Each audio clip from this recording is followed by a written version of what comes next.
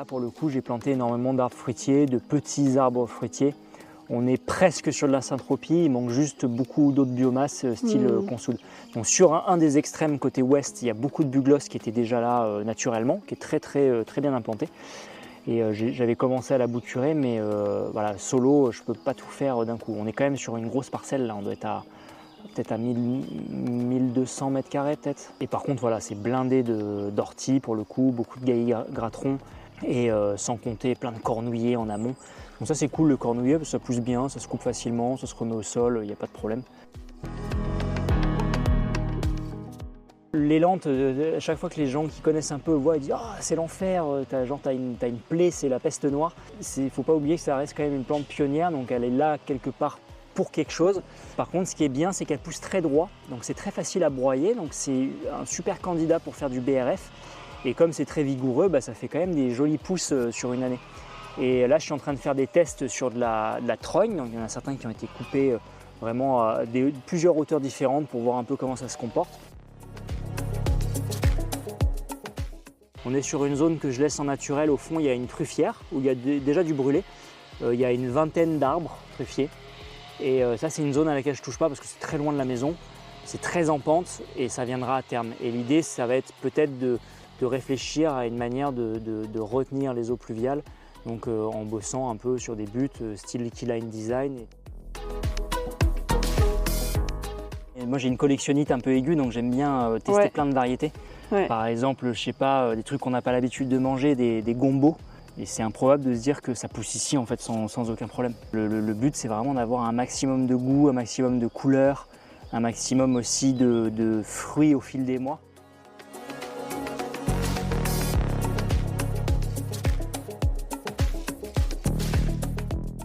Fin mai, j'ai pu me rendre chez Jigme en Dordogne et découvrir son grand jardin. Il y a 2 ans, j'avais été impressionnée et intriguée par les photos de sa première année de potager qu'il partageait sur son compte Instagram. Qui était donc cet homme de 35 ans, suivi par plus de 700 000 personnes sur Instagram, qui posait tablette de chocolat et machette bien en vue, avec des tournesols géants et une récolte de légumes abondante. De fil en aiguille, je comprends qu'il a fait une formation en agriculture syntropique avec mon ami Anaël Terry, et je décide de le rencontrer. Lors de mes 2 visites, j'ai été extrêmement bien nourrie avec les produits du jardin, car Jigme a un amour pour la cuisine, surtout quand elle est faite avec les produits issus de ses multiples expériences au jardin. Sur son lieu, il expérimente et collectionne des dizaines d'espèces végétales qu'il utilise ensuite pour la création culinaire. C'est impossible de décrire en une phrase ce que fait Jigme, car sa vie d'aujourd'hui pousse sur la biomasse taillée de ses vies précédentes. Il s'est fait connaître par ses vidéos humoristiques sur YouTube, puis ses vidéos de cuisine. Aujourd'hui, ce qui m'inspire énormément chez lui, c'est que cette communauté bâtie autour de l'humour et de la cuisine a suivi sa transition de vie vers la campagne et la quête d'autonomie. Une aubaine pour transmettre, auprès d'une communauté non initiée, des messages en lien avec l'agroécologie, sans en parler. Dans cette première partie, on fait le tour du lieu de Jigme. Les différentes zones potagères avec différentes modalités d'enrichissement du sol, BRF, compost, couverts végétaux, pratique de la syntropie, le poulailler, les multiples zones de plantation d'arbres fruitiers en succession naturelle, les grands arbres et la truffière. Dans le 2e épisode, on échange plus en profondeur sur le parcours de Jigme, son fonctionnement au quotidien, ce qui l'anime, ses choix de partenariat en tant qu'influenceur, les apprentissages de ses expérimentations jardinières. J'ai bien conscience qu'une visite audio de jardin n'est pas très pratique. Aussi, vous pourrez découvrir quelques photos de son lieu dans un article dont vous trouverez le lien en description de l'épisode. Dernière chose, je suis désolée pour la débroussailleuse que le voisin a décidé de mettre en route ce jour-là. Je vous souhaite une très belle écoute.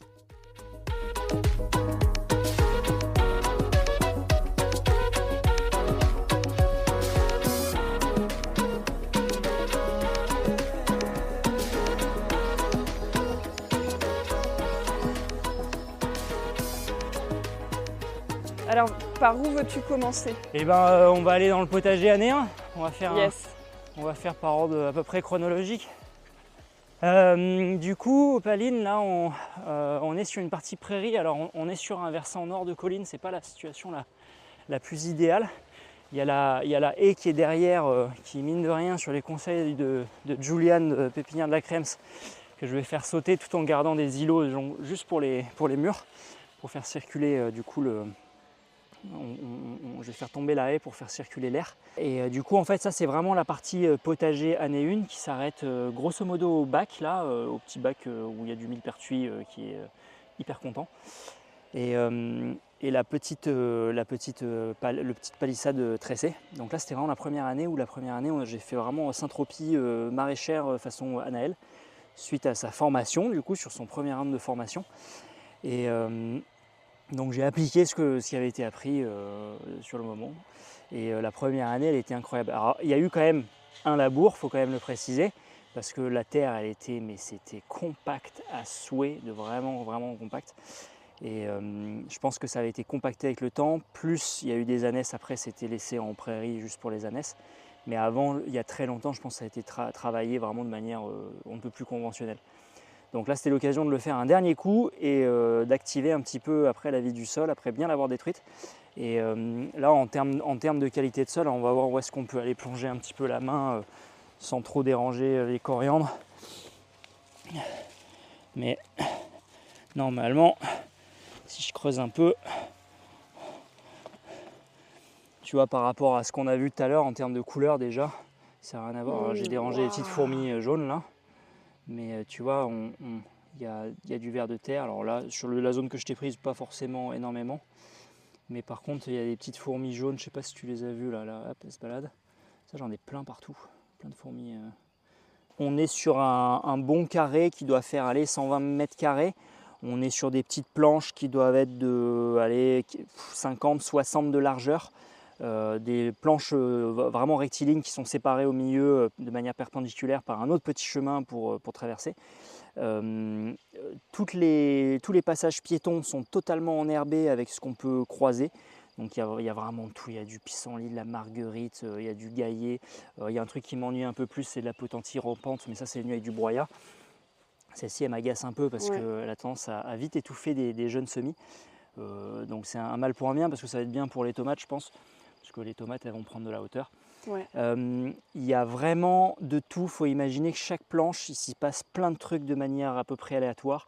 Il y a des poireaux d'un côté, juste à côté il y a de l'Artemisia annua. Si on continue un petit peu, là j'ai planté, c'est un jeune prunier, j'ai plus la variété en tête, on ira voir l'étiquette. Juste à côté on va trouver du céleri avec des asperges qui montent en graines, des blettes, de la blue gloss toujours verte, ça j'en ai remis pas mal. Pour du coup tailler, on a déjà une courgette à côté, un choucal, c'est vraiment un mélange de partout. En fait, si je te décris chaque planche, ça va être un mélange, un fourre-tout. C'est un fourre-tout totalement. Ça devient très permaculture au sens un peu sauvage. C'est de la désorganisation très très très volontaire. Derrière nous, vraiment, il y a des artichauts. Alors pour le coup, je suis assez content parce qu'il y a une terre où les artichauts se plaisent bien. Ça, c'était des semis pleine terre. C'était vraiment graines première année. Et là maintenant ils sont super contents. Ils donnent beaucoup plus encore d'artichauts parce qu'on en a mangé déjà quelques-uns. Ils donnent plus que l'an dernier. Et je vais reproduire les graines. Et de l'autre côté, donc on a des lignes vraiment de fèves qui entourent des salades. Il y a des choux qui sont en bordure. Dès que les fèves je vais récolter, bam, tout va aller au sol. Il y a de la mélisse ça et là. La mélisse elle est trop contente, ça il n'y a vraiment pas de souci. Sur les bordures de terrain aussi j'ai mis des sylphiperfoliés. Donc là c'est vraiment de la vivace qui va donner de la hauteur. Très mellifère en plus. Juste à côté, il y a un petit cerisier sur un porte-greffe nanifiant. Ça, c'est un test, on verra ce que ça donne. On a les artichauts qu'on a mangés hier soir et que tu vas peut-être abattre, tailler à un moment. Je les ai déjà taillés plusieurs fois sur les parties un peu basses pour un peu aérer en dessous et puis hop, virer celles qui sont jaunes, les remettre au sol. Et est-ce que tu vas les tailler façon Saint-Tropez aussi quand il n'y aura plus de fleurs? Oui, je vais tailler un ras. Je vais y garder quelques feuilles pour qu'il puisse continuer de s'exprimer jusqu'au moment où il ne s'exprime plus. Mais ouais, totalement, ça dégage après et ça va nourrir le sol. Et c'est vraiment un fouillis, en fait, c'est difficile à décrire Parce qu'il y a tout, tout est planté de manière aléatoire. Il y a des salades ci, là on a des rangées de tulsi et d'ashwagandha aussi, parce que ça fait quelques années ça fait 2 ans, ça fait la 3e année qu'on fait de l'ashwagandha maison qui est après déshydraté et pulvérisé. Est-ce que tu peux préciser ce que c'est que l'ashwagandha pour les gens qui ne connaissent pas? Ashwagandha, c'est ginseng, ça s'appelle le ginseng indien aussi. Okay. C'est une plante très connue de la pharmacopée indienne, donc c'est vraiment une plante ayurvédique qui a beaucoup de vertus, semblerait-il. Il y a pas mal d'études sur le sujet. Et c'est une plante qui est dite adaptogène, donc qui va vraiment avoir un effet en fonction de ton état actuel, de ce dont ton corps entre guillemets a besoin. Donc il y a quelques plantes comme ça qui sont dites adaptogènes. C'est assez étudié d'un aspect scientifique. On peut vraiment avoir pas mal de papiers sur le sujet. Et pour le coup, en fait, ça se consomme généralement en cure. Alors les médecins ayurvédiques, ils vont te dire non, l'automédication c'est pas bien, ce qui est compréhensible. Mais c'est des petites cures très très courtes où en gros, l'ashwagandha, tu sors une racine, tu la nettoies. Tu la coupes, tu la déshydrates, tu la pulvérises et après tu consommes vraiment ça dans de l'eau chaude. Donc c'est un goût assez âcre. Hein. C'est quand même, moi j'aime bien, j'ai eu l'habitude de la médecine tibétaine, donc les plantes un peu amères, c'est pas un souci. Et pour le sport, c'est pas mal aussi. Mine de rien, ça te donne une sorte de clarté assez marrante. Ça réveille bien, un petit peu comme le maté, c'est assez chouette. Et c'est quand même un luxe que de pouvoir faire ça à la maison et de savoir que ça pousse en plus ici. Donc c'est long hein, par contre parce que là ça vient d'être piqué et je sais qu'il faut récupérer la plante quand elle commence à sécher, quand elle commence à mourir. Et on est sur décembre grosso modo. Ok. Et c'est là que tu t'arraches tout. Donc pour le coup tu fous un peu le bazar dans le sol, c'est comme les pommes de terre. Mais par contre après tu as des belles ashwagandha qui passent. Et des tulsi aussi parce que le tulsi on adore. On les voit bien. Donc c'est en 3 ans. Ça ouais, on est sur la 3e année, donc rien que déjà en fait en termes de... Il y a eu du broyat, il y a eu du BRF, donc forcément ça nourrit aussi, il y a eu beaucoup de paillage, il y a eu toutes les tailles qui ont été remises au sol. Et ça n'a rien à voir avec ce que tu as pu voir tout à l'heure là où on est sur une terre un peu plus grise. Donc on est sur de l'argilo-calcaire assez classique, c'est légèrement limoneux, Julian m'avait dit, il avait écouté, il a dit oh t'as un petit peu de sable quand même, c'est cool. Donc c'est pas plus mal, mais on est encore sur quelque chose d'assez compact, donc il va falloir faire un petit peu de grelinette et surtout faire des couverts végétaux. C'est surtout ça qui va décompacter excessivement. Donc ça c'est vraiment des zones où là pour le coup, moi quand je plante c'est vraiment en vrac, hein, c'est vraiment... je plante des trucs, je vois ce qui fonctionne, je vois ce qui ne fonctionne pas, je plante un chou là, un chou là, un chou là, un chou là, et je vois à peu près comment réagissent les choses. Alors ce qui est assez marrant, c'est que des fois j'ai des trucs que je sème, ça ne s'exprime absolument pas la première année, et tout d'un coup tu as la surprise, et ça je vais enfin pouvoir goûter et peut-être soigner un souvenir d'antan, un mauvais souvenir d'antan. Tu sais ce que c'est? Non. C'est bête, il n'y en a pas d'ouvert là. Quelque chose qu'on mangeait gamin. Probablement que tu mangeais aussi, gamine. Non. Probablement détestable, que tu n'aimais pas. Probablement. Ça commence par un S. Salsifis. C'est du salsifis, ouais. Et ça, je suis très curieux de voir maintenant, avec du recul, en tant qu'adulte, et surtout en sachant à peu près cuisiner, comment est-ce que je vais vivre le salsifis maintenant. Ok. Donc tu vois, ça, c'est des trucs qui ont été semés l'an dernier, qui ne sont pas vraiment exprimés, ou du moins que j'ai pas vu, et là, bah, c'est en train de péter d'un coup, quoi. Et est-ce que tu peux juste préciser, quand tu dis j'ai fait du potager syntropique façon Anaël, grosso modo comment tu as organisé ça? Parce qu'il y a des gens qui n'ont peut-être pas fait une formation avec Anaël. C'est vrai, tu fais bien de préciser. Donc j'ai organisé des planches en réfléchissant en termes de strates, en appliquant de façon bête et méchant déjà le tournesol, le maïs, parce que c'est un peu les piliers de la biomasse façon Anaël, donc c'était rempli de tournesols, et en plus qui plus est c'était des tournesols géants, donc c'était d'autant plus impressionnant. Pas mal de maïs aussi, un peu en tout genre, et après au sol, bah forcément les cultures principales qu'on veut cultiver. Après je suis resté sur des classiques, hein, sur ça, on est sur des salades, des tomates, des haricots, bon, des artichauts, et ainsi de suite. Donc là c'était plus réfléchi en termes de strates. Il n'y avait pas forcément de temps. Non, il n'y a pas forcément de succession parce que pour le coup, je me souviens qu'Anaël, elle disait en gros, le potager, le potager syntropique, c'est on recommence tout chaque année quelque part, parce qu'il n'y a plus vraiment de succession à laquelle tu réfléchis avec les arbres. Et là, il y avait 0 arbre, il n'y a rien du tout. Alors, ce qui est important de dire quand même, c'est que dans son potager Saint-Tropique, Anaëlle, elle a fait la succession des légumes. Par exemple, tu vas réfléchir à comment tu positionnes les radis par rapport aux patates, parce que les patates, quand tu les récoltes, tu défonces tout. Les radis sont déjà partis. Tu vois, il y a ces trucs-là. Mais c'est vrai une succession, mais sur un an. Et ça, pour moi, c'est pas vraiment de la succession à proprement parler. Ouais. En fait, comment dire, c'est pas le scénario dont elle parle qui s'étire sur tant d'années. Parce que pour moi, en fait, le potager, il se termine entre guillemets chaque année, ou il se continue avec le potager d'hiver. Mais c'est pas la vraie succession où tu rentres en jeu les arbres. Et la première année, il y avait 0 arbre, si ce n'est le paulownia. C'était le seul truc qui a été planté, qui est très, très content. Et là, cette année, en fait, là, j'ai commencé à rajouter des arbres. Et plus ça va, et plus je me dis que le potager vraiment annuel, je vais vraiment le décaler par là-bas parce que l'exposition est plus intéressante. Et là, comme tu as pu le voir, la haie, déjà, on perd en luminosité dès le matin. On perd en luminosité le soir. Et surtout la poche d'air qui est ici, qui fait que il y a un vrai décalage de saison, quoi. Qui peut être avantageux, ça dépend comment on voit les choses. Mais là, tu vois, cette année, j'ai planté, il y a plusieurs pruniers. Juste derrière toi, il y a un plus haut qui a fait une jolie pousse, tu vois. Ça, c'est entre une prune et un abricot. Et tu vois, je lui ai fait une petite taille bien à ras et il a commencé à faire des... Donc cette zone-là, elle va s'arborer petit à petit. Exactement. Ça va se fermer et donc les plantes annuelles n'auront plus trop de leur place. Exactement. Et tu vas ouvrir petit à petit des nouvelles parcelles. C'est exactement ça. En fait, à terme, je pense que mon potager vraiment annuel sera sensiblement à l'endroit où on est un peu en conventionnel là. D'accord. À ce niveau-là, et parce que je pense qu'en termes d'expo, c'est beaucoup plus intéressant. Donc, parce que là, ça je le verrais bien en potager d'hiver.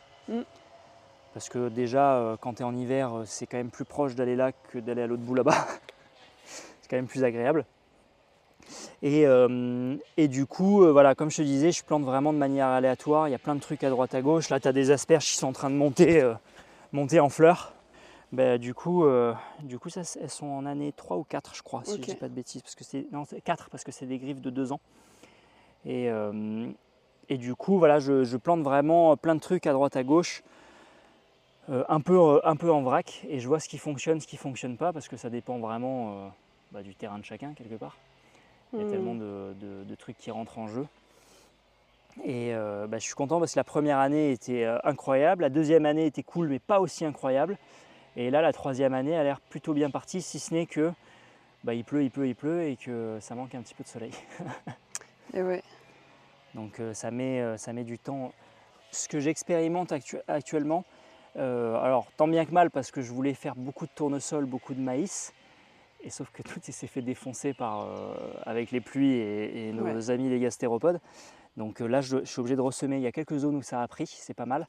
Mais pour le coup, en fait, je suis surtout en densité. Je suis en train de bosser énormément en densité et en faisant de la taille de trucs que j'ai à côté, de la mélisse ou les passages pour marcher où c'est très enherbé. En fait, je laisse enherber volontairement. Ça, c'est vraiment le test de cette année où je laisse enherber et dès que c'est trop, plap, je fauche un coup et je remets dans les planches. Ça, c'est vraiment le test de l'année, mais avec les plantes qui sont déjà sur place. J'ai rien semé de plus.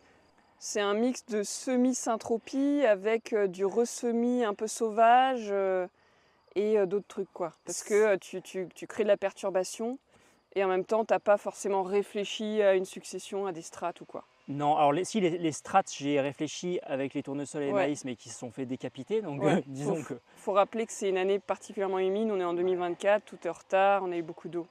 Ah oui, voilà. Là, l'eau, c'était très bien. Je suis même dégoûté que la cuve n'ait pas été terminée à temps, parce que là, elle aurait été pleine. Mais pour le coup, ça perturbe un petit peu. Mais ce qui est intéressant, c'est que comme je laisse énormément de zones enherbées, j'en profite en fait pour tailler et ça repousse à tout va. Et ça me permet moi de pailler, de remettre au sol. Et puis des tailles très grossières, de toute façon, il y a tous les nutriments qui vont se diffuser bien plus que si on débroussaille ou qu'on met en mille petits morceaux. Donc il y a une diffusion qui est plus lente de ce qui nourrit après les plantes. Et pour le coup, je vois la différence, ça pousse relativement bien, si ce n'est ce retard qu'on compte. Et pour le coup, ici c'est vraiment une zone assez classique, mais tout en mélange, en vrac. Donc ça, voilà, c'était la zone numéro 1. Il y a la zone numéro 2 où c'était là pour le coup des rangées pures, c'était un autre test, c'était pur broyat, mais alors un petit peu composté. L'année dernière, c'était dans l'autre sens, pour le coup, on était est-ouest. Là, je les ai remises nord-sud, à peu près nord-sud d'ailleurs. Et pareil, en termes de sol, avec tout de suite, dès qu'on met de la matière carbonée, des trucs à manger, bah, le sol, toute la vie du sol se développe à vitesse grand V. Je vois le moment où on avait commencé, ça ressemblait à ce que tu as filmé tout à l'heure là-bas. C'était, il ne se passait pas grand-chose. Et là, je sais que dès qu'il a plu, on va voir, je vais prendre un truc au hasard près d'une plante de préférence. Ça, c'est un peu abrité. Tiens, rien. Tout de suite, on trouve un petit ver de terre. C'est encore noir, donc là, il y a encore un peu de broyat. Et si peu qu'on creuse un petit peu plus. Donc on est quand même encore sur de l'argile, mais normalement, tu as un petit peu de vie. Alors là, évidemment, je te prends un truc et il n'y a rien. Mais en termes de couleur, ça change vraiment par rapport à ce qu'on a pu voir, tu vois. Et il faudrait juste foutre un petit coup tu vois, un petit ver de terre. Mais la dernière fois, quand j'avais repiqué, il y avait un peu plus de monde. C'est argileux à certains endroits. Ouais, certains endroits, c'est... Mais quand même, quand tu l'écoutes, tu vois, tu as un tout petit peu de sable. C'est pas l'argile en mode, tu fais vraiment de la poterie. On voit la matière organique en surface qui commence à s'intégrer dans le sol. Et ça, tu les as amenés quand ? L'an dernier. Okay. Juste l'an dernier. Il n'y a pas eu de compost ? Non. C'est que du broyat. Que du broyat. Mais c'était un broyat partiellement composté, hein. C'est pas du broyat frais, donc c'est pas aussi intéressant. C'est carrément mieux que ce qu'on avait à la base quand on est arrivé, quoi. Tu vois qu'il y a eu un peu de monde qui est passé. Ça reste quand même relativement argileux. Alors évidemment, c'est fou parce que tu vois, c'est toujours le truc où tu fais des trous, tu as plein de vers de terre et là je te prends le seul spot où il n'y a rien, quoi. C'est très bête ça. Tiens, là il y en a un petit là. Il y en a un autre là. Mais ça, tu vois, l'autre jour quand j'avais repiqué là plein d'endroits, à chaque pelletée il y avait du vert. Donc on est sur la structure du sol, tu vois que c'est vraiment un peu plus poreux. Plus grumeleux. Ouais, voilà, ça se défait. Ça reste quand même sur des terres périgourdines. Hein. Argile. Mais normalement, si tu écoutes un peu, ça crisse un peu. Donc ça veut dire apparemment, de ce que m'a dit Julian, c'est que c'est quand même légèrement limoneux. Hop. Alors là, il y a eu un peu de tout, donc là, il y a du ver de terre, là, tu vois, voilà. Là, il y a de la fourmi, du gros ver de terre. La vie est vraiment en train de décomposer et d'intégrer au sol. On sent vraiment que c'est tout frais. Si on revient dans un an, on verra que ça s'est vraiment intégré à l'argile, quoi. Exactement. Et là, ça, c'est une grosse zone vraiment où là, on est sur de la butte, on va dire, assez classique. Crottin, BRF, et au fur et à mesure je vais passer que sur ça, va être vraiment BRF que je vais faire sur place d'ailleurs, hein, vu qu'a priori je vais... Là il y a eu du crottin. Là il y a eu du crottin, ouais. Désolé les fourmis, désolé. Donc là cette zone là, c'était l'année dernière, c'était une zone implantée très tardivement, où j'avais mis que des tomates, des tulsis, vraiment des trucs on ne peut plus simples, et des tournesols, il y en a eu pas mal qui se sont bien exprimés là. Okay. Et, mais c'était une zone que j'ai pas préparée en amont, et tu vois la différence quand tu prépares une zone à l'automne versus le printemps, ça n'a rien à voir. Ah, oui. Donc là, je sais que cette année, à l'automne, je vais broyer tout ce qu'il y a à broyer là. Et ça va partir directement ici. Sous ce carré, à nouveau, je suis en train d'implanter des fruitiers au fur et à mesure pour faire le relais et commencer à réfléchir à quelque chose qui va un peu plus s'étirer dans le temps. Ça, c'est des tests de fraises. J'ai jamais fait de fraises encore, donc j'essaye cette année. Et puis ce qui est intéressant, c'est que les fruitiers, ils sont quand même un peu abrités par toutes ces plantes. Il y a la strate des annuelles qui a déjà créé du sol et qui en plus abrite les fruitiers qui vont peut-être prendre un peu de sec cet été, qui risque de cramer, quoi. Ouais. Et ils sont... de toute façon, là j'ai fauché là, il n'y a pas très longtemps, mais sinon c'était hyper haut, comme ce qu'on a au milieu avec les marguerites. Et ça nous arrive grosso modo à la taille, quoi. Donc ça c'est vraiment... tu vois comment ça évolue vite, c'est très marrant à voir. Ça c'était une partie du potager pareil, année 1. Je m'étais amusé à faire des lasagnes ici. Et ça, c'était vraiment le grand classique carton, broyat frais, crottin, quoi d'autre, des orties. Donc vraiment des lasagnes de matière organique. Et pareil, le sol, il a vraiment évolué. Ce qui manque juste en fait dans cet aspect-là, c'est du couvert. Et là, je sais que cette année, ça va être couvert partout, en mélange, avec le max d'espèces possible. Et en fait, c'est le seul truc qui manque. C'est bien beau de mettre du carbone partout, mais en fait, si tu n'as rien qui... Il faut des racines vivantes. Il faut de la racine vivante, exactement. Et ça, c'est la réalisation de cette année. Tiens, on va faire un trou au hasard. On va voir ce que ça donne. Un petit peu de vert, mais pareil, ça j'ai pu le voir très rapidement. On est vraiment. T'as pas encore les gros anéciques qui font l'aller-retour entre la surface et la profondeur. Ça dépend quand est-ce que je creuse, c'est surtout ça. Ah, il voulait pas se montrer au panier. Non. Mais tu vois, en termes de texture, rien que déjà ça a évolué par rapport à là-bas. Par rapport à là-bas, ouais. Et ça, c'est une zone où c'était année 1, ça a été labouré, ça a été donc pas bien. Enfin, ça a détruit le peu qu'il y avait déjà. Et puis, une simple année de lasagne, et je l'ai vu même en cours d'année, j'ai foutu la main en dessous de la lasagne. Et rien que déjà, c'est carrément plus meuble. C'est plus aéré. La terre sent bon, ça sent la terre. Et ça commence à sentir un peu plus l'humus, quoi. Voilà, mais il y a encore quelques années. Mais ce qui manque, et ce qui est cruel et ce qui manque, c'est du couvert. C'est juste des plantes qui poussent, tu vois. Regarde là, regarde. On a des copains là-dedans. Là. Ah ouais. On a des petits copains. On voit vraiment la micro-porosité, c'est super intéressant. Ça, c'était vraiment lasagne année 1. Et ça commence à être du joli sol, tu vois. Mais tout ce qui manque, c'est juste de la vie dedans, de la racine. Un petit copain de terre. C'est beau. Hop, un autre. Voilà, et ça c'était vraiment, on va dire, réalisation année 1. Hein. Ça peut paraître bête dit comme ça, mais il faut de la matière carbonée, il faut de la bouffe. Tu l'as appris par l'expérience. Ouais, tu t'en rends compte. C'est beau de le lire sur le livre, tu vois. Mais c'est quand tu le vois et que tu comprends et que ça percute pour de vrai à l'intérieur, tu te dis ok, bon, il faut vraiment donner à bouffer au sol. Tu vois, mes pauvres haricots qui ont été semés, qui ont été décapités par des limaces. Et pour le coup, donc là, cette année, c'est pour ça que je fais cette zone de couvert. On va continuer la petite description. C'est qu'il y a une zone que j'appelle maintenant la zone 3. Là, on est en zone 2, on va dire. Et zone 3, c'est la nouvelle zone investie. Où là, pour le coup, le paysan d'à côté, il a passé un coup. Alors, il n'a pas labouré, c'est vraiment griffé en surface. Et l'idée, c'est que là, j'ai implanté un couvert vraiment multi-espèces. On est sur à peu près 1000 m². J'ai compté en termes de pas. On a à peu près 1000 m². Où là, je vais faire que du couvert cette année. L'année prochaine aussi, que couvert, et fin d'année suivante, pour le coup, donc fin 2025, là partir sur un gros délire syntropique. Voilà, pour de vrai. Ah, d'arbres. Oui, avec des arbres. Avec des arbres. Exactement. Ok. Donc à mon avis, fin 2025, je vais avoir beaucoup de boutures à faire, beaucoup d'arbres à acheter dans les pépinières du coin.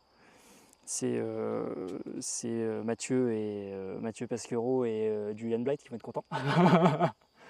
Et et pour le coup, cette zone, voilà, ça va être vraiment, c'est le test de cette année, c'est les couverts végétaux, ce qu'ils appellent en agriculture les couverts d'interculture. Ouais. Mais améliorés, parce que pour le coup, j'ai pris des couverts Gélif, ce qu'ils appellent les couverts Sipan, là, piège à nitrate, et je les ai mélangés et j'ai rajouté des trucs que j'avais en plus. Ce serait intéressant l'année prochaine de faire un biomax que tu récupères chez un paysan de Dordogne céréalier, tu vois, avec vraiment de quoi faire 4 tonnes de biomasse à l'hectare, pas sur 1000 m². En équivalent, Mais 3 ou 4 tonnes de matière sèche, ça serait super intéressant. Ça serait top, et c'est surtout qu'à mon avis, en plus de ça, il y a moyen il se peut que je recommande aussi du broyat en plus de ce que je vais faire, et que je fasse livrer de la matière organique et juste épandre en plus, quoi. Donc ça, on verra. Mais ça, c'est vraiment les tests. On est sur 3 zones pour l'instant. Et il y a une 4e zone qui est en contre-haut, où là, pour le coup, c'est quasiment que de l'arbre et du couvert naturel. On est sur de l'ortie, de la ronce, il y a de la buglosse. Et là, on est sur principalement des arbres fruitiers. Parce qu'après, moi, il ne faut pas oublier que le but, c'est de manger surtout. Enfin, c'est surtout de cuisiner, plus que de manger. Ça, on en parlera tout à l'heure. Voilà. On pourra parler de comment tu as organisé ton jardin pour cuisiner, pour toi, pour manger et pour ton métier, quoi. Bah Yes. oui, on en parle à volonté, mais je spoil un petit peu le truc, mais moi j'ai une collectionnite un peu aiguë, donc j'aime bien tester Ouais. plein de variétés. Ouais, c'est ce qu'on voit là dans dans ce potager un peu réensauvagé. Ouais. C'est que, un peu comme hier soir pour le dîner, on a chopé un petit truc par-ci, un petit truc par-là. Et on sent qu'il y a une très grande variété de goûts disponibles. Ouais. C'est ce que j'aime faire, et surtout Mm. essayer d'aller sur des variétés un peu différentes. Ouais. Par exemple, je sais pas, des trucs qu'on n'a pas l'habitude de manger, des gombos. Alors, Ouais. j'en ai fait, mais pareil, cette année avec toute la pluie, ils se sont fait manger par les limaces. L'année dernière, j'en ai eu quelques-uns. J'en ai pas. Mon seul regret, c'est de ne pas en avoir planté beaucoup. Comme c'était un test, j'ai fait très petit. Mm. Et j'ai eu des gombos et c'était super bon, quoi. Et c'est improbable de se dire que ça pousse ici en fait sans aucun problème. Mais voilà, le but c'est vraiment d'avoir un maximum de goût, un maximum de couleurs, un maximum aussi de fruits au fil des mois. Parce que si les variétés, ça va changer aussi le moment des récoltes. Donc voilà. Au fond, tout au fond, on a aussi une petite ruche, enfin quasiment deux ruches, parce qu'il y en a une qui est vide pour l'instant. Mais il y a une ruche qui a un petit peu donné l'an dernier. Cette année, on verra. C'était vraiment Ok. là, c'est l'année 2. Elles ont réussi à survivre et c'est pas plus mal. Et Alors- voilà, et juste à côté, on a la serre, une serre de 18 mètres carrés, un peu plus classique. Et dedans, il y a tous les semis, tous les départs. Voilà, je ne cultive rien sous serre encore à proprement parler. J'aimerais bien un de ces quatre, avoir au moins un joli tunnel assez grand pour cultiver des trucs. Mais là, c'est vraiment le petit départ de pas mal de plants qui sont repiqués dans la foulée. Donc moi, quand je suis arrivée, tu m'as dit j'ai envie de bazarder la haie. J'ai fait ah. Quoi? Et en fait, ça n'est pas aussi simple que ça. Donc pourquoi tu souhaites est-ce que tu peux réexpliquer pourquoi tu souhaites virer cette haie à décrire? Ouais. Et puis qu'est-ce qui va se passer, quoi? Qu'est-ce qui va se passer? Alors c'est effectivement pareil, moi j'ai eu la même réaction que toi quand on m'a dit qu'il fallait la faire tomber, cette haie.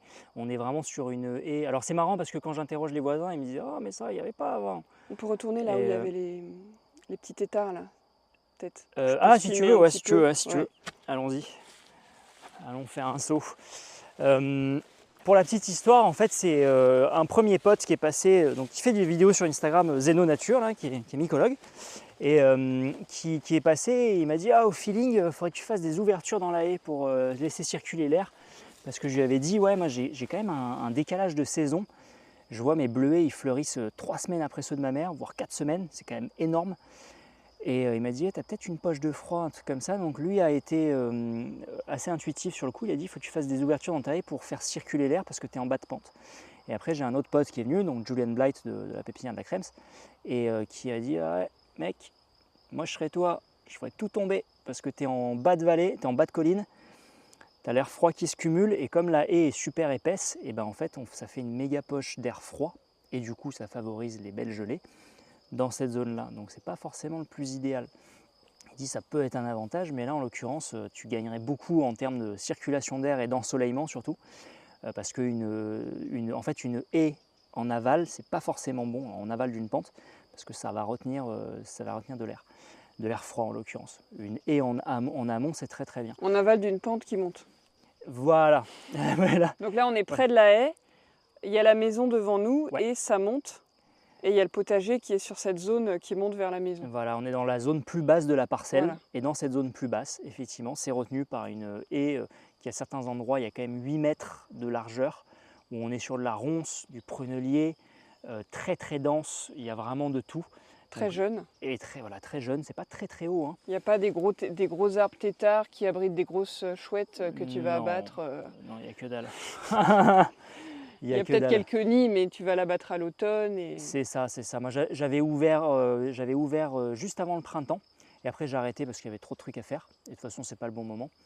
Et l'idée, c'est à l'automne, en fait, finir cette ouverture en gardant évidemment des arbres et potentiellement en replantant d'autres, en maintenant potentiellement en trogne, parce que l'idée, c'est quand même de faire de la biomasse à fond et de faire du BRF. Il y a certains arbres que je garde aussi parce que je mets de la vigne que je laisse courir. Il y a aussi des chayotes là, qui ont été plantés. Ça, c'est un test cette année aussi. J'ai très envie de tester le chayote à la maison. Mais il y a quelques pieds de vigne que j'ai envie de laisser courir, comme ce qu'il y a devant la maison où le pied il est énorme. Et il y a juste une petite taille épisodique et c'est suffisant. Mais voilà, sur la haie, on est quand même on est en bord de pâturage. Ça continue de descendre un petit peu. Il y a une légère pente. Et ça mériterait d'être ouvert. C'est un travail de fou, mais il faut le faire, quoi. Et je pense que ça va changer pas mal de choses niveau ensoleillement et circulation d'air. Donc l'idée, c'est que tu ouvres, Ouais. tu plantes des choses, de la vigne, plein de petits trucs de l'expérimentation. Il y aura quelques trognes. Et en gros, ça va repousser.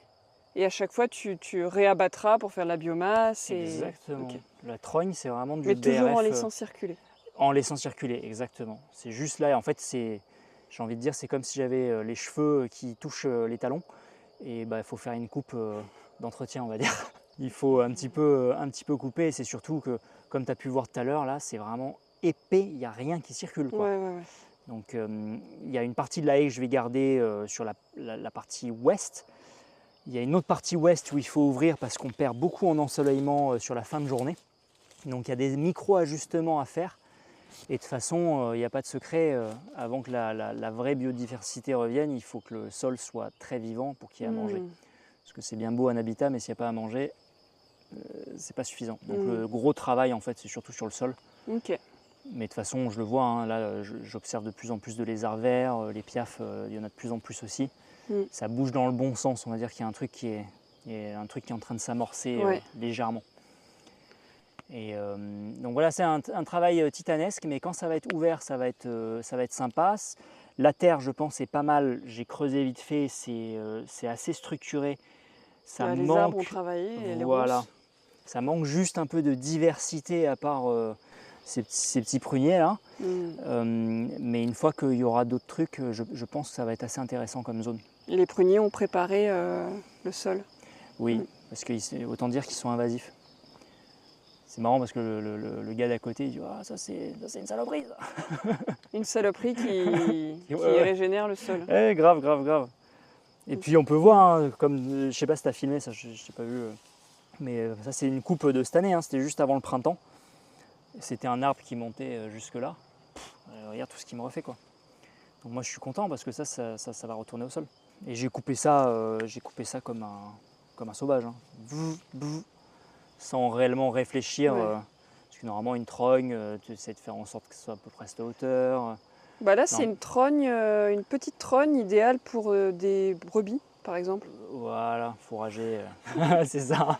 Ça sans problème, ça c'est manger, aucun souci. Et voilà, il y a de la vigne un peu ça et là, et l'idée c'est vraiment, parce que je vois que les vignes que j'ai plantées vraiment au pied des arbres, elles sont super contentes, quoi. Il y en a une en contre-haut. Et ça me fait marrer parce que comme forcément je suis sur internet, il y a des commentaires et puis il y en a qui disent oh, la vigne il faut la couper, sinon elle va pas être bien, elle va mourir et tout. Je dis non attends, c'est une liane, ça peut aller très loin, c'est normal. Il faut qu'elle soit en plein cagnard, qu'elle souffre bien. Que le sol il soit mort. Non mais c'est deux conceptions différentes d'une plante et d'un sol, hein. Et de la vie. Voilà, et de la vie. La vigne, elle aime souffrir. Hein. Elle aime souffrir. Ah tiens, je suis content parce que tu vois, ça c'était une bouture de Polovnia. Et pareil, la gelée les a ratatinés et c'est bien reparti. Je suis très content. Ça c'est mes petits plaisirs de voir que ça repart. Petite bouture racinaire de Polovnia. En fait, je soupçonne les anciens propriétaires ou peut-être même ceux d'avant d'avoir fait des tailles de fruitiers ou autres et d'avoir tout cumulé en vrac sans broyer, juste en vrac. Parce que je me souviens que la première année, quand on est arrivé ici, il y avait encore du tas de bois recouvert d'orties, mais des branchages en fait. Mais alors par contre, alors là, pour aller recreuser là-dedans... Ouais, non, c'est peut-être... Attends, vas-y, on va dégager le gaillet là. Tu vois là, ça c'était de la... Voilà. Là par contre, ça, regarde, je mets mes mains juste comme ça. Hein. Regarde. Hop. Voilà, et là ici, ça c'est incroyable. J'ai mis mes mains comme dans du beurre. Mais tu vois, il n'y a pas de secret, hein, c'est matière carbonée et du couvert toute l'année, quoi. Et là, tu as un truc... Là, il y a un peu de monde. Tu vois, il y a encore du bois, pas décomposé, tu vois, ça et là. Tu vois, il y a des... Et tu peux y aller. Hein. Quand j'avais planté, là c'est un frêne horn, celui-ci là. Quand j'avais planté, je pouvais creuser, il n'y a pas de problème. Ça sent tellement la forêt, quoi. Ouais. Wow. Celui-ci c'est... Voilà, cette zone elle est cool. Mais Le Gaillet, il pousse dans les zones un peu forestières quand même, hein, aussi. là il est content. Ouais. Et attends, une petite parenthèse. Ça je l'ai découvert avec les poules aussi qui sont allées tout me gratter. C'est qu'il n'y avait pas que le bois qui jetait. Tiens, regarde. Ah, il y a des huîtres, ok. Ouais, des huîtres. Donc en fait, t'as vraiment de tout. Bah, vas-y, on va repasser par là. Là, j'ai planté un petit saule en prévision de la future mare à côté. Et ça, c'est le trop-plein là. D'accord. Enfin, tu parles du trop-plein, donc c'est la cuve qui vient d'être construite, Tout à fait. une capacité de...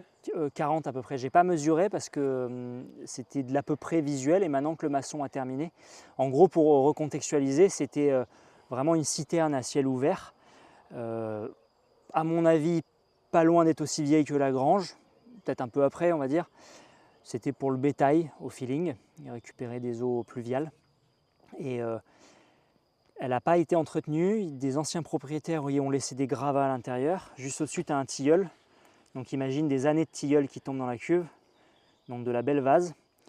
Et il fallait nettoyer, le maçon a tout nettoyé. Et en gros, moi ce que je lui avais demandé, c'est, comme elle va se remplir à vitesse grand V, il y a 200 mètres carrés de toiture, donc il suffit de 10 jours de pluie à 20 mm et c'est plein.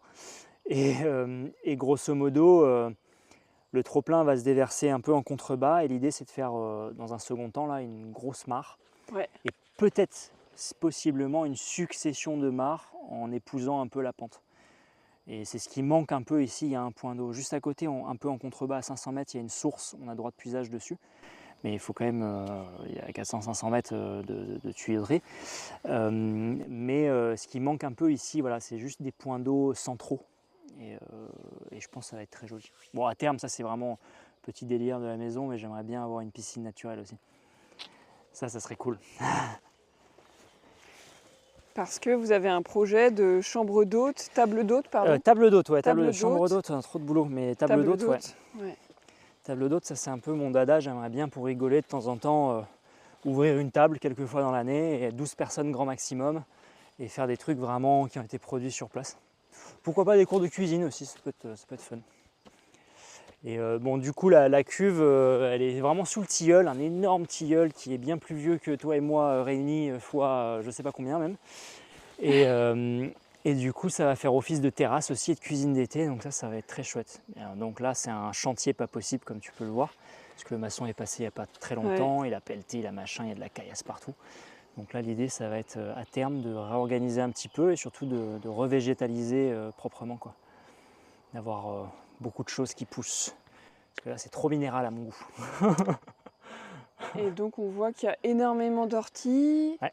Beaucoup aussi de tilleuls. Et est-ce que tu as un projet de valorisation de ces végétaux-là? Alors, le tilleul, assurément en tisane, parce que c'est très bon. J'adore forcément. Il y a un truc qu'il faut que je teste qui m'intéresse, qui m'intrigue, c'est le cacao de tilleul. Je n'ai pas testé et l'idée me plaît beaucoup. Les orties, bah forcément à manger, mais j'attends d'avoir un déshydrateur pour vraiment déshydrater un max. J'ai commencé là des macérations d'orties en testant du coup pH Redox avec le matériel qu'il faut. Je suis dans les bonnes normes du cahier des charges, donc il n'y a plus qu'à tester, à pulvériser. Alors est-ce que tu peux préciser en testant pH Redox pour les gens qui se souviennent plus trop ce que c'est pH Redox? pH c'est la disponibilité en protons et Redox c'est en électrons grosso modo. pH on teste l'acidité et Redox c'est EH techniquement, on teste un courant quelque part. C'est vraiment c'est une valeur qui est en millivolts, donc c'est un courant électrique. Et du coup en fait mesurer le pH solo, ça n'a pas vraiment d'intérêt en soi, si ce n'est pour avoir une partie du paysage de ce qui se passe. Ce qui est intéressant, c'est d'avoir l'autre partie du paysage et qui permet d'avoir un portrait plus complet. Alors généralement, c'est plus de la plante, ça se fait beaucoup en vigne pour connaître l'état de santé de la plante, et aussi du sol. Mais le problème du sol, c'est que d'un centimètre à l'autre, tu as des poches pH Redox qui sont totalement différentes. Mais là, l'idée sur les macérations, c'est surtout de contrôler pour avoir quelque chose qui est relativement acide et relativement réduit, donc qui est très bas en millivolts, voire négatif en fait. Et qui permet justement entre gros guillemets, protéger la plante. Limiter son oxydation. Voilà, exactement. Et du coup, j'ai préparé ça, c'est stocké et on verra, il faut que je teste. Comme le disait Martin Rollet dans un de mes épisodes, la plupart des plantes qu'on cultive sont malades parce qu'elles sont oxydées, parce qu'elles ne sont pas dans leur contexte idéal. Donc c'est pour ça que c'est important d'apporter des choses réduites. Exactement. Donc voilà, je vais faire de la réduction. Et j'ai fait des tests aussi de macération de bugloss. Il n'y a pas de documentation sur ça, mais pourquoi pas tester? Parce qu'il y a des macérations de consoude, j'ai vu aussi de bardane, probablement de bourrache, mais la bugloss, elle est un peu inconnue au bataillon. J'ai pas trouvé beaucoup de choses sur cette plante-là. Bugloss toujours verte. Et du coup, les orties, forcément, en plus de ces usages alimentaires ou bien de macération, évidemment que ça fait quand même de la biomasse gratuite, très facile à tailler. Bon, il faut quand même les gants pour que ce soit plus agréable. Et là, sur cette partie-là, il y a des arbres qui ont été plantés, donc là, vraiment fin d'année 2023. Et je profite de... Là, il faut que je le fasse d'ailleurs. On va attendre les prochaines pluies. Et il y a vraiment de quoi tailler, remettre au sol. Il y a vraiment ce qu'il faut, ça, il y a zéro problème. Et ça, c'est un pêcher de chez Mathieu, ça. C'est déjà des petites pêches. Il y a déjà des petites pêches. Tu vois, mais ça, ouais, j'ai déjà taillé, remis au sol. Il y a un petit peu de monde rien qu'en surface, là. Regarde. Ouais. Hop là. La perturbation est clé. Ouais. Est-ce que tu peux nous décrire un petit peu les arbres que tu as plantés ici et aussi comment ça a évolué, comment ça a évolué en fait depuis que tu es arrivé avec les élantes, la ronce et tout ça? Alors, quand je suis arrivé, cette zone, on est vraiment sur la partie quasiment la plus haute, on va dire, de la parcelle. On est sur quelque chose qui est très pentu. Alors, je ne pourrais pas te dire le degré, mais c'est très pentu. Disons que je ne pense pas beaucoup grossir sur ce terrain vu ce qui a marché en pente. Ouais. Et on était à la base sur une zone très absolument pleine de ronces. C'était plus grand que moi, donc pour contexte, je fais 1m76. C'était plus grand que moi en termes de ronces. Beaucoup d'élandes glanduleux, il y en a toujours des grands sujets qui sont là. Énormément de petits élandes glanduleux. Et grosso modo, il y a eu un gros travail de débroussaillage. La terre est pas mal en haut. Mais pareil, ça manquait un petit peu d'autres choses. Un peu plus de diversité, un peu plus de suite à la ronce, on va dire. Et là, pour le coup, j'ai planté énormément d'arbres fruitiers, de petits arbres fruitiers. On est presque sur de la syntropie, il manque juste beaucoup d'autres biomasses style consoude. Donc sur un des extrêmes côté ouest, il y a beaucoup de bugloss qui étaient déjà là naturellement, qui est très bien implanté. Et j'avais commencé à la bouturer, mais voilà, solo, je ne peux pas tout faire d'un coup. On est quand même sur une grosse parcelle, là. On doit être peut-être à 1200 mètres carrés, peut-être 1300 à vue de nez. Et par contre, voilà, c'est blindé d'orties pour le coup, beaucoup de gaillis gratterons. Depuis que ça a été un peu déblayé de ronces, il y a un peu d'herbe aussi, un peu plus classique, qui est en train de s'exprimer. Et sans compter plein de cornouillers en amont. Donc ça c'est cool le cornouiller, parce que ça pousse bien, ça se coupe facilement, ça se remet au sol, il n'y a pas de problème. C'est pas très épais en biomasse, mais voilà, il y a un peu... Donc c'est une zone qui doit faire à peu près 2000-3000 m² à vue de nez, tout ça? En comptant ce qu'il y a juste devant nous en plus, Ouais. qui est de l'autre côté de la clôture des poules. Ouais. Et du coup tu fauches régulièrement? Ouais. Alors je le fais Combien de fois par an? L'année dernière, j'ai absolument pas touché, j'ai rien arrosé. Les arbres n'ont pas fait des pousses sensationnelles parce qu'il n'avait pas plu énormément en plus. J'aurais dû arroser, mais là, non, trop de trucs à faire. Et là, vu que cette année il pleut beaucoup et qu'en plus je crois que je suis déjà à ma 4 ou 5e taille sur cette zone. Alors je le fais à la faucille par contre, donc c'est un peu plus long. Là j'ai la nouvelle faux qui est arrivée, donc ça va être un peu plus rapide. Tu le fais à la faucille parce que c'est le seul truc que j'ai qui est à peu près pratique pour bosser. Une faucille japonaise, et c'est surtout que mine de rien tu peux couper, tu as tout directement en main et tu remets au sol direct. Ouais, et puis il y a quand même, c'est un peu serré parfois entre les arbres. C'est carrément serré. Et puis il y a la pente, donc manier la faux, c'est... oui, en pente, la faux c'est compliqué, mais par contre ce qui est bien, c'est que la faux, je vais pouvoir faucher les allées qui sont assez épaisses, et après je déplace sur les rangées. Et là, il y a vraiment de tout, hein. Il y a beaucoup de fruitiers, c'est des lignes, par exemple tout au fond, c'est plus du prunier. Juste après, on a un peu plus de pommier, mais intercalés, on va retrouver un figuier, on va retrouver des petits fruits, genre caseille, groseille, cassis, goji et j'en passe. Il y a quelques paulownia qui sont mis ça et là, quelques eucalyptus. Et là, sur cette zone pareil qui est devant nous, qui a été implantée récemment, il y a un peu de tout, il y a des plaques miniers. Je t'ai fait goûter la cédrelle de Chine hier, là, qui est assez particulier en goût. Et vraiment, c'est un mélange de tout. Et à nouveau, c'est de l'aléatoire et on verra ce qui en ressort. Et ce qui est intéressant aussi, donc je sais plus, soit j'ai eu un bug, soit tu n'en as pas parlé, mais du coup, il y a pas mal d'élantes qui est un arbre Ah oui, j'en ai pas envahissant et tu souhaites les abattre. Enfin, tu en as déjà abattu très bas qui repartent, comme des trognes, là on le voit, Ouais. qui sont très costauds. Oui. Et en fait, tu t'es dit que ce désavantage pouvait se transformer en apport de biomasse. Oui, justement, les lentes, à chaque fois que les gens qui connaissent un peu voient, ils disent ah c'est l'enfer, t'as une plaie, c'est la peste noire. Et en fait, il ne faut pas oublier que ça reste quand même une plante pionnière, donc elle est là quelque part pour quelque chose. Alors, moi, ce qui m'agace, c'est que ça pue, techniquement. Dès que tu commences à manipuler, tu as une odeur. C'est pas une plante agréable, olfactivement parlant. Mais par contre, ce qui est bien, c'est qu'elle pousse très droit. Donc, c'est très facile à broyer. Donc, c'est un super candidat pour faire du BRF. Et comme c'est très vigoureux, ça fait quand même des jolis pousses sur une année. Et là, je suis en train de faire des tests sur de la trogne. Donc, il y en a certains qui ont été coupés vraiment à plusieurs hauteurs différentes pour voir un peu comment ça se comporte. Et l'idée, c'est de faire pousser des élantes sur un élante pour après cultiver un peu de biomasse. Mais depuis que j'ai commencé à contrôler certaines zones, à virer les jeunes pousses, je suis en train d'en venir à bout. Parce que là, il faut imaginer que là où on est ici, là, c'était que des élantes. Juste avant ce rempart d'élantes très grand, toute cette zone où j'ai implanté des nouveaux arbres, là, c'était mais que des élantes. J'ai des vidéos, je te montre. C'était que des élantes. Plein. Et Donc ils ont aussi préparé le sol. ils ont préparé le sol d'une certaine même. manière. Voilà. Après, on dit qu'ils mettent une molécule qui empêche les plantes de pousser, etc. J'ai pas constaté. Pas constaté qu'il y ait de problème particulier. Moi, je pense que ça dépend vraiment du contexte. Ouais, les molécules. Et c'est surtout, à mon avis, si tu laisses une forêt d'élantes et que tu plantes un truc au milieu, effectivement, je ne suis pas sûr qu'il y ait la place de se manifester.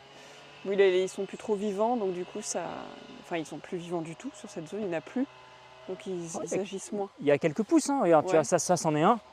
Mais tu vois, ça c'est le genre de truc que je contrôle parce que je sais que j'en veux pas. Tu as juste à faire ça, hein. Tu l'arraches. Tu l'arraches, tu remets au sol. Et puis j'ai fait ça une année ou deux. Et depuis, vraiment, j'arrive à le contenir. Et l'idée, en fait, ça va être au fur et à mesure de les faire aller, enfin de les garder sur le haut de la parcelle. Tous ceux qui sont très grands, qui doivent faire aller facile 20 mètres de haut, peut-être 30, je ne saurais pas dire, je suis mauvais en hauteur. Mais ceux-là, ça va être tous les ans d'en faire tomber 2-3 parce que c'est un bois de chauffage, on va dire, correct. Ça ne vaut pas du chêne, du frêne ou quoi, du châtaignier. Mais mine de rien, ça fait un petit peu de bois de chauffage qui s'allume bien. Donc là, l'idée, ça va être de les faire tomber au fur et à mesure, tous les grands sujets, et de laisser le relais avec ce que j'ai planté en dessous. Voilà. Et sur cette zone, en fait, un peu en pente, ce qui manque juste, c'est principalement de l'eau pour accélérer les choses. Et je pense que quand il y aura la cuve, je m'amuserai à mettre de quoi arroser facilement. Okay. Histoire d'accélérer. Donc, biomasse plus eau, et là, c'est combo gagnant, quoi. Y a un magnifique noyer, d'où tu récoltes les noix que tu utilises aussi pour la cuisine, en bon périgourdin. Très chauvin. Et à côté, un sureau aussi. Et je pense que le sureau bénéficie de l'ombre du noyer. On voit qu'il est dans sa strate moyenne haute, avec le noyer émergent à côté, quoi. Il est très content. Les sureaux sont toujours planqués. Tu vois, là, il y en avait un qui était vraiment sous le tilleul aussi, là, qui repart. Donc, je suis content. Il me fait de la biomasse gratuite aussi, donc je le taille de temps en temps. Mais cette zone un peu, là, on part vraiment sur une diagonale où ça part vraiment en pente. On est sur une zone que je laisse en naturel. Au fond, il y a une truffière où il y a déjà du brûlé. Il y a une vingtaine d'arbres truffiers. Et ça, c'est une zone à laquelle je ne touche pas parce que c'est très loin de la maison. C'est très en pente et ça viendra à terme. Et l'idée, ça va être peut-être de réfléchir à une manière de retenir les eaux pluviales, donc en bossant un peu sur des buts style keyline design. Et voilà, l'idée est quelque part dans la tête. Il va falloir juste approfondir un peu le sujet et voir comment le réaliser. Donc ça viendra à terme parce que j'ai déjà bien à faire avec en bas. Mais l'idée, je pense, ça va être au fur et à mesure de décaler. C'est chaque année rajouter une zone et ainsi de suite. Pour info, j'avais fait une formation poulailler mobile que j'avais animée avec un gars qui voulait mettre des poulailles mobiles dans une truffière. Et qui faisait des œufs un peu de luxe. De poules qui pâturent dans les truffes. Ça, c'est un délire, ça. Et comme tu avais l'idée aussi de mettre un poulailler mobile peut-être sur cette zone-là, bon après, je pense qu'il y a... Ce qu'on avait discuté avec ce gars-là, c'est vraiment que que je pense que poules et truffes ne font pas forcément bon ménage. Ouais, Voilà. peut-être, ouais. Ou peut-être très temporairement. Et en plus de ça, il y a la grange, ça fait partie des projets, on va dire, un peu plus minéraux, Ouais. où c'est une grande grange de 200 mètres carrés au sol, vieux bâti, et l'idée c'est de faire de la réno écologique, vraiment des correcteurs thermiques, chambres chauds, et partir dans une jolie bâtisse bien rénovée. Et Ouais. je sais pas si tu avais vu l'intérieur, si tu avais vu tout à l'heure. Ouais. Ah oui, mais même hier on était passé au travers. Et ah oui, et en plus de ça, je reviens sur la partie eau. L'idée, ça va être à terme de faire de la phytoépuration pour potentiellement plus la grange, mais ça se trouve peut-être pour les deux bâtisses. Et pour le coup, traiter les eaux grises et après récupérer l'eau pour arroser les arbres ou autre. On verra. Mais ça, c'est encore d'autres projets. Il y a le temps. Il y a vraiment le temps. Et pourquoi des poules? Tu Pour aimes les œufs. Bah oui, pour les œufs, évidemment. Ça n'a rien à voir des bons œufs produits sur place. Même tu prends les meilleurs des œufs bio ou élevés en plein air ou je ne sais quoi dans les supermarchés, ça n'arrive pas à la cheville des œufs de la maison, quoi. Donc là, pour l'instant, elles sont dans un poulet fixe. Ouais. Nourri avec des grains que tu récupères. Ouais, j'achète des mix de grains et en plus de ça, elles ont forcément des déchets verts, des machins, tout ce qui peut traîner. Ça, c'est les oies, ça. Et c'est bien, tu auras de la bande audio. Ah ouais, c'est parfait. Et en plus de ça, comme elles font le tour du terrain et qu'elles sont partiellement en liberté, elles... Bon, ça va aller ? Comme elles sont partiellement en liberté, il y a plein de bestioles à manger, quoi. Des insectes, des papillons, des vers de terre, ça gratte et ça fait des génocides, voilà. Mais c'est bien, ça fait des bons œufs.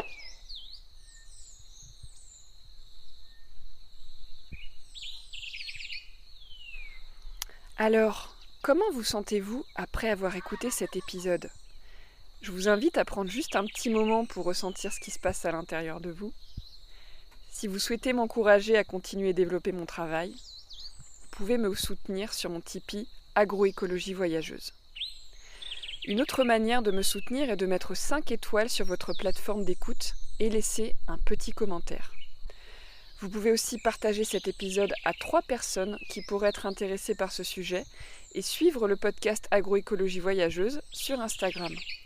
Si vous souhaitez être tenu informé de la sortie des prochains épisodes, je vous invite à vous inscrire à ma lettre d'inspiration agroécologique, le mycélien. Tous les liens sont dans la description du podcast. Prenez bien soin de vous et surtout, n'oubliez pas, ne soyez pas expert, soyez vers de terre.